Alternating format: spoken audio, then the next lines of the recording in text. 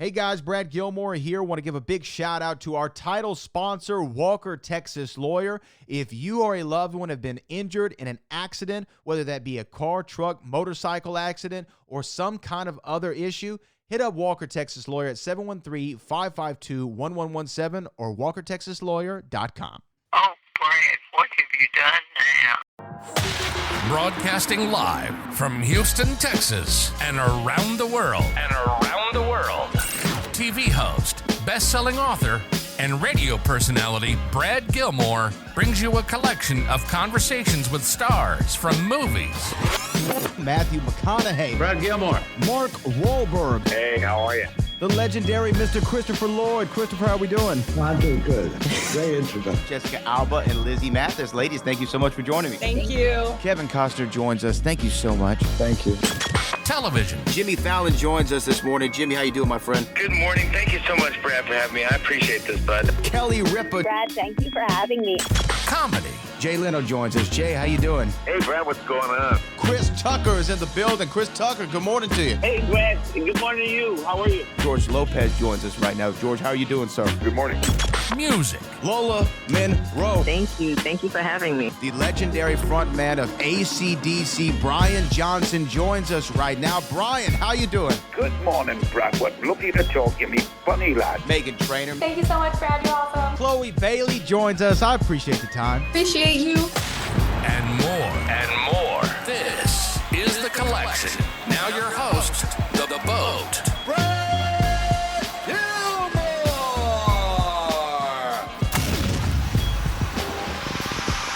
And we are talking to one of the stars of season 2 of A Man on the Inside with Ted Danson on Netflix. It is the incomparable, the one and only, one of the great actors of our generation. I mean that sincerely. Gary Colt joins us this morning. Gary, how are you, sir?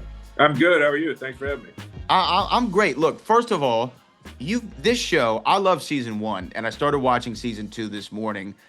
Your character is so much fun, I'm sure, to play because he is very much a fan of himself, isn't he? Yeah, that'd be a good way to put it. Yeah, he thinks a lot of himself. He thinks very highly of himself.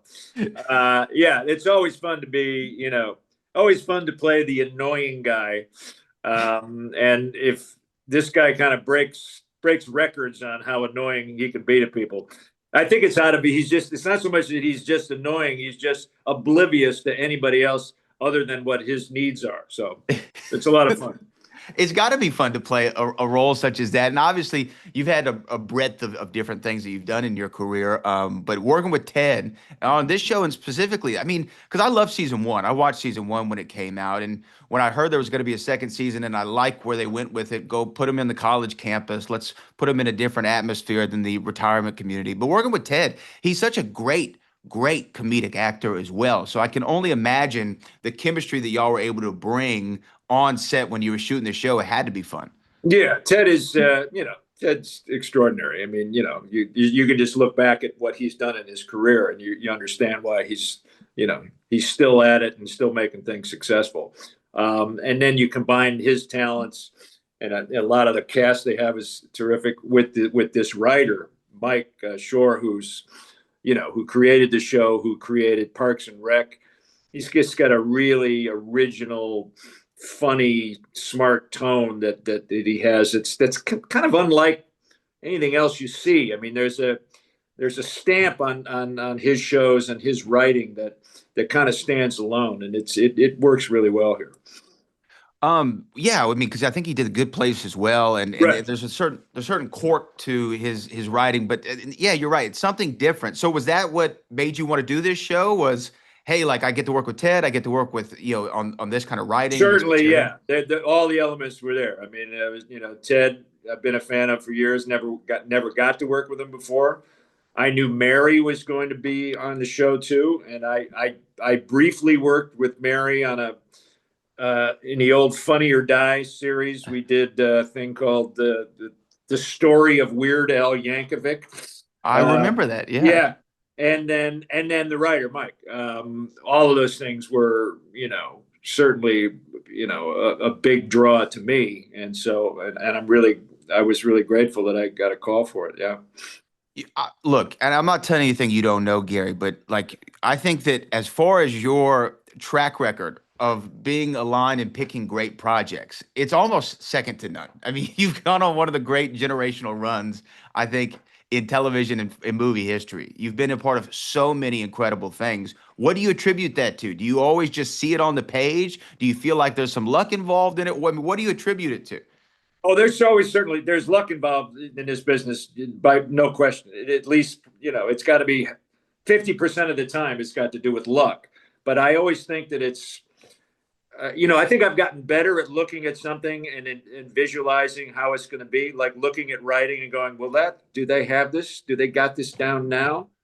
But it's also kind of being ready for, if you get luck, if you have an opportunity, to make the best of it. And so once you recognize what the writing is, you try to make choices and go in and hopefully be successful. But there was a window there of some of these comedies that, I don't know. I mean, it was just fate that they all landed kind of at the same time, and they all have, a lot of them have lasted a long time. They didn't really go away at all. And especially today, there's no way they can go away. They survive somewhere, so that's been a big bonus for me, for sure. Are you surprised of when you talk about one of the comedies you're part of, the Dodgeball has had the run that it's had? I mean, I think that like people say that's a bold strategy, Cotton, in their daily life. That's just out in the language, right? Yeah. I have to say, I wasn't surprised that Dodgeball gripped, the psyche out there, because we all remember, or I do, Dodgeball was the game of Dodgeball was a huge part of my elementary and junior high school gym class. Sure. And there's something really funny, but also cruel about it. It was just like, there was no, just the biggest guy in the school grabs a ball and then like attacks the smallest vulnerable. I mean, it's terrible, but it's funny at the same time. And when I heard there was a script called Dodgeball, I laughed out loud.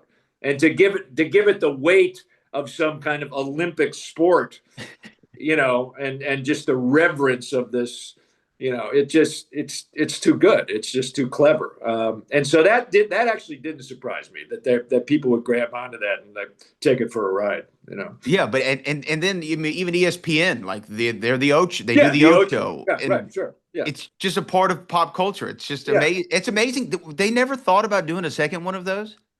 Well, you hear rumors now that Sure. that Vince Vaughn is trying to develop something, but that's all I know is that that's in the trade. So I don't know where that is, but yeah, you would think they would have capitalized on it. Now, another one that I think that had to be one of the great shows to work on of all time was your run in Veep. Working with Julia Louis-Dreyfus, and I think it was her who said, at the time we thought we were making a comedy, not a sobering documentary, Yeah. which is what it feels like nowadays. Well, yeah, because we were shooting. I think the show began in 2012, somewhere around there, yeah. ended in 2018. So when the election of 2016 happened, I can tell you one of the scripts we had previous to that was that Julia, or Selena's character, or Selena, the vice president, put out a tweet that was somewhat questionable. And the whole script was us running around going, oh my God, we've got to stop this. She's going to offend 12% of the population. So, that was the big drama. Well, cut to a year later. Well, an outrageous tweet is not the biggest problem we're going to have, right? So, and that's where that came from. So they had to shift their whole tone of the show, really, because it just didn't fit as satire anymore. They had to really blow it up and make it much, much larger and much more. They found the right pocket there. But there was a moment there where they really, I heard, while we were off during the off season one, they scrapped an entire like 5 or 6 episodes and just Wow. started again because they figured this is no longer a satire. We've got to rethink this.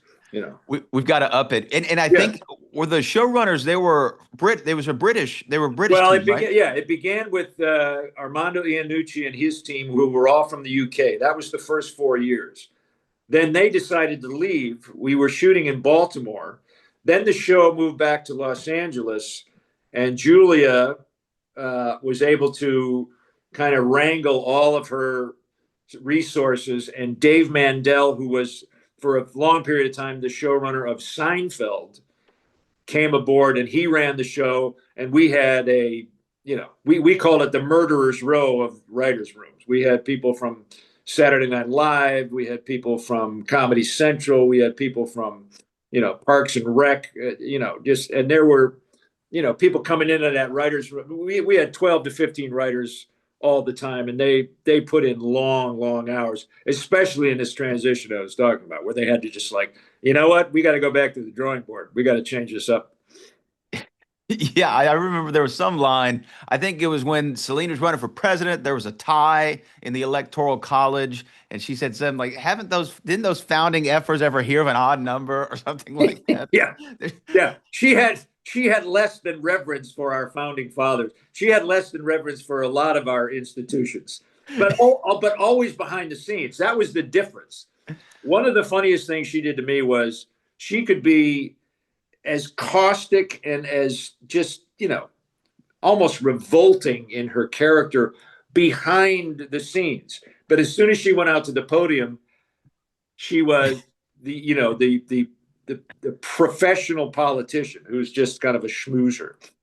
One of the things that that I see in a lot of the roles that you've done is when you deliver the comedy, you play it straight. And I always hear like that's kind of the best comedy is where you're just delivering it as if this is the utmost seriousness, right? It's almost a drama, but that's what makes it funny. Yeah, I don't even look at comedy and drama in any different way to play it. It's a character. So you need to play the reality of the situation. That the comedy is really in the way the writers have structured something, but you can't really go for laughs. You want to play a scene, as truthful, as you can, and then the consequences, are, hopefully, bring some laughter. You can't. The one thing that Harold Ramis said this, and I don't know if it was this, is that comedy can't sort of work. It either works or it doesn't. It's funny or not. A drama you can like kind of go, I wonder if that's good. I don't know. But comedy, no. But to me, yeah, it's you play it straight ahead. When you're on a show like Veep or even A Man on the Inside, where the writing is so good and so strong and such a specific tone, do you have the availability to, or do you even like to have the room to play around with it a little bit? Because you hear in some comedies like, oh, we improv this, we played around with the scene. I know Curb obviously didn't have writers, but are you able to do that? Do you like to do that? Do you like to improv? Well, I was never. I wasn't trained in any kind of sketch comedy or improvisation, so I'm not that skilled at it. I've done it, and I've had to do it in certain situations. It came, during Veep and some of the movies that I wound up in. Talladega Nights for one, because that's Will Ferrell was, obviously, skilled at that. But it's always got to be with a plan anyway. You can't just kind of free form it and like hope for the best. But I'm not. I mean, if it's on the page, I'll try to look for a way to make that work rather than trying to, embellish it some way or make it my own or whatever you want to call it. I usually, if it's there's a way to find it so that it will work. When you do anything, obviously you're not. We talked about Dodgeball having this great run, or even the Brady Bunch movies. I think I still see memes of those all the time, on the internet. But then, what was it? 2 years ago, Suits became the biggest show in the world again on Netflix. And here's Cameron Thank you, Dennis. COVID. Yes, thank you, COVID. Yes. Yeah, thank you, COVID. Here's Cameron Dennis having this whole nother run. I mean, they did another spinoff of the show. Did that take you by surprise? It did, actually. When I heard that, I mean, Suits was a great show, and Great, maybe great writing. kind of a well-kept secret, actually. At the time, it was on, the USA network, I believe. Yeah. But a really well-written show and a smart show, because it was a lawyer show, which was probably more realistic because it was about lawyers who were trying to do anything to stay out of the courtroom.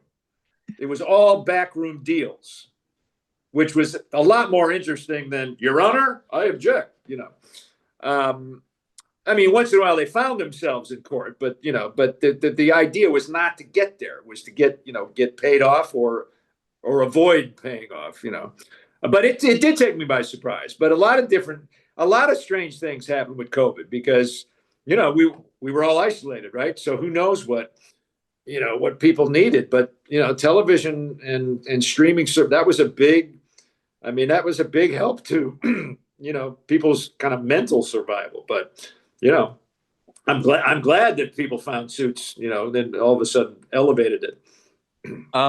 I'd be remiss if I didn't ask you about a movie that I feel like that you were involved in, and I don't feel like enough people talk about it because it is so good and funny. And that is, you got to work with Owen Wilson and Eddie Murphy in I Spy, which is a really fun movie that I think it's going to have that run. It's going to get on a streamer, and everybody's going to discover this movie again because it is so funny. You played, I think, Agent Carlos. I think his name was Carlos. Yes. Yeah, Right, yeah. And you strike me as a Carlos, but what do you remember working with Eddie and Owen? Because this is Eddie Murphy, one of the greatest of all time, if not the greatest, and Owen Wilson's funny to boot. It was crazy. This is all due to Betty Thomas. Betty Thomas directed the Brady Bunch movie, and I take my hat off to Betty Thomas because Betty Thomas threw more work at me and tried to throw more work at me than any other person I worked with after I initially worked with them. I did a couple of pilots that never went for her and some other things. And then she came to me with this part and it was like, really? I'm going to play Carlos? She goes, this is what I want. I want you to be Steven Seagal and we're going to make you look like Steven Seagal. And that's what I want. And then you're going to do it. And you have no choice in it. So I was like, yeah, okay, sure.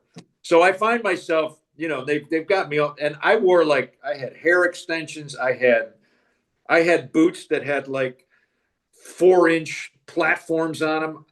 I'm on a harness because they're yanking me out of an airplane.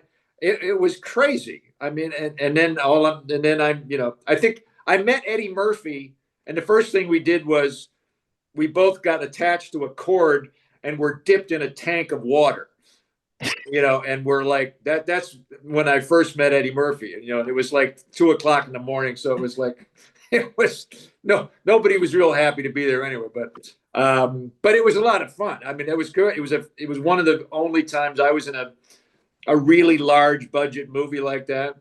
I was a big fan of Eddie Murphy, obviously, and Owen Wilson. I followed his career too. So it was great, but it was all due to, I was there because of Betty Thomas, certainly. And you know what? I never made the Steven Seagal connection until you just said that. That was her idea. She had in mind that guy was, even though his name was Carlos, he was Steven Seagal.